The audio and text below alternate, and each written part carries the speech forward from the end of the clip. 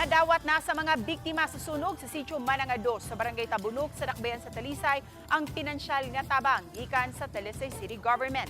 Tag 15,000 pesos alang sa pamilya kansang panimay ang naugdaw gayud ug 10,000 pesos alang sa mga panimay nga partially damaged. Gisugdan kini pag-apod-apod ni atong Lunes alang sa 249 ka mga pamilya ug dulan sa 1,000 ka mga apektadong individual. Samtang gipahibaw ni Talisay City Mayor Samsam Bulyas nga susamang kantidad usab ang dungang itunol ni 1st District Representative Rhea Gulyas alang sa mga biktima sa sunog. Samtang gitan-aw karon sa mga opisyal sa Barangay Tabunok ang pagpa-reblock sa lugar nga nasunugan. Kini aron adunay dalan alang sa mga sakinan panahon nga adunay emergency sama sa sunog.